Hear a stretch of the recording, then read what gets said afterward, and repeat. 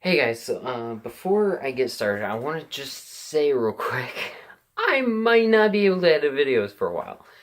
That all depends. I'm gonna have to try it and see, but basically what happened is, this is my SD card.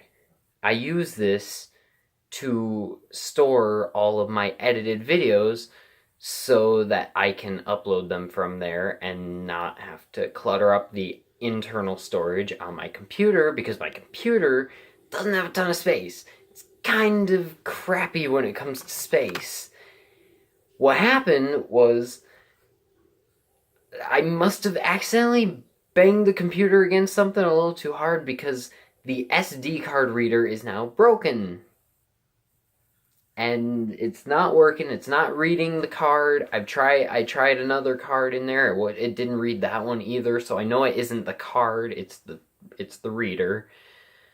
So until I can figure out how to get it fixed or possibly end up having to get a new computer, I I probably won't be able to edit a ton because obviously I don't have the storage capabilities at the moment to store everything. But let's talk about Stranger Things season 2 or Stranger Things 2, depending on what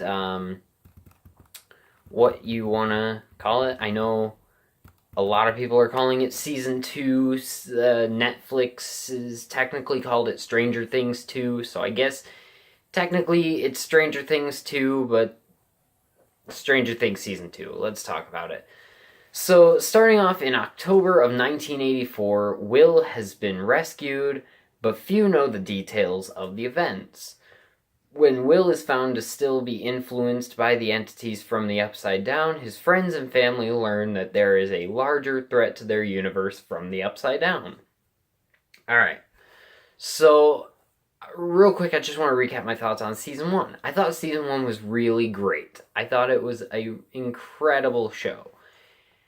I didn't think it was, like, incredible, or like a lot of people like to claim it's like the greatest thing like ever made on like Netflix or TV or something. It's great. It's not that great. And I'm really kind of glad I waited until the hype kind of died down before I started watching season 1 because I probably would have been a little disappointed by season 1. I'm not going to lie. But so I waited for the hype to die down and I watched it with little hype, and I honestly enjoyed it a lot more than I think I would have if I watched it immediately. So let's talk about the cast. So Noah Schnapp as Will is great. He didn't get a ton to do in season 1. He was honestly more of a plot point than a character, and so I loved what they did with him this season, giving him an actual character, giving him interactions with the others, making him a part of the story, and making him still feel like an actual active character in the story, and I loved that. Sean Astin as Bob, the new addition. I'm going to be mainly talking about new additions to the cast, by the way, or just people who I felt like changed a lot over from season 2, or season 1 anyways. But Sean Astin as Bob was great. It was just a really entertaining and unexpectedly heartfelt character that I really did not expect to enjoy that much, but I did. And it's kind of funny seeing as he was a 80s kid star and now he's in this show about kids in the 80s, which is, if you've seen the Goonies, he played a kid in the 80s. So that was kind of cool. And then you have Joe Keery as Steve. Kind of steals the season. He was kind of a D-bag in season 1, and I feel like he slowly just kind of grew into a much better person over really the ending of season 1 and into season 2. He kind of became a much better person. And he kind of grew on me as a character. I really liked Steve this season. And then you have Sadie Sink as Max, who was a very welcome new addition to the show, ending up becoming a very important member of the group, and I really liked the character and the way that she was written and portrayed. And then we have Dacre Montgomery, I think is how you say his name, as her brother Billy. He was great. If you watched Power Rangers, the movie, the new one, you know he played Jason. And in Power Rangers, he was a pretty nice dude, pretty good dude. So seeing him play this just giant douchebag that you're rooting for someone to just start beating the crap out of him, and for him to do it well and make you hate him, which is exactly what they're going for, I thought he did a really good job with this role. And, you know, I didn't think his acting in Power Rangers was 100% great.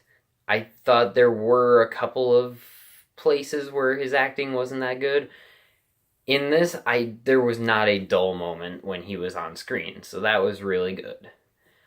This season had a very good expectation subversion that was very well done. I won't spoil exactly what happens, but basically there's a character that they set up that you think they're gonna die, but then in your mind you're like, well, no, it's Stranger Things. They like to mess with you like that. They like to subvert the expectations. They like to make you think things and then do something different. And so you're like, okay, they're setting up that this character's gonna die. It's totally not gonna die. And then they die. And it's an even bigger surprise than if they had just been setting it up. And it goes back to that.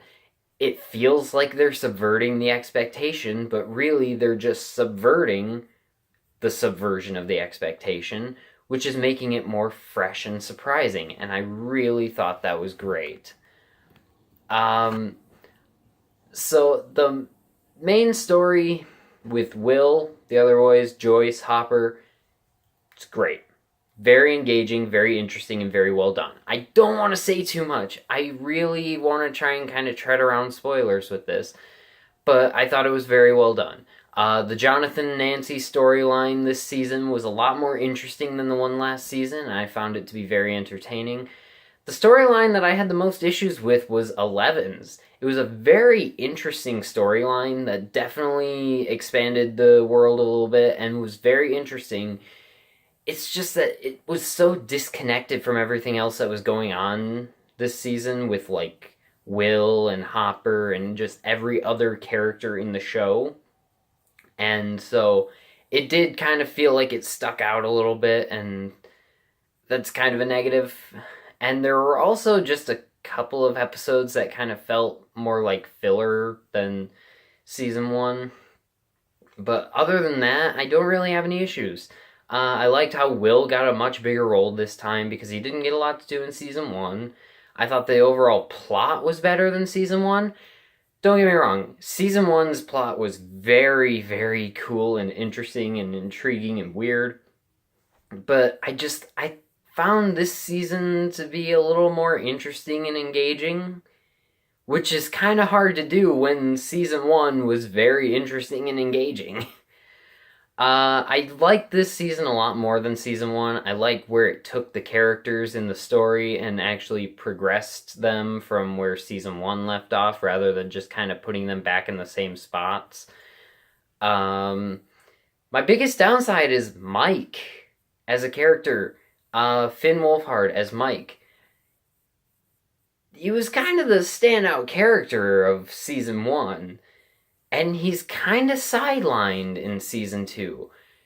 And while that is kind of disappointing, it's good news for the other characters, because whereas in season 1, it kind of felt like they sidelined a lot of the other characters to make Mike the kind of de facto main character of the story, this season, Mike kind of gets the short end of the stick so that Dustin, Lucas, Will, all of these other characters can get more development. So while you're happy that all these other characters are getting a lot more to do than last season and are more interesting, Mike does kind of get shafted a little bit. But this show just keeps getting better and better and stranger and stranger. I cannot wait to see where season 3 goes, and Stranger Things season 2, or Stranger Things 2, whatever you want to call it, gets an A+. Thank you guys for watching this video. Let me know in the comments what you think of Stranger Things season 2 if you've seen it already. Thanks for watching. Check out the link in the description to our Patreon page, and I'll see you in the next video. Bye.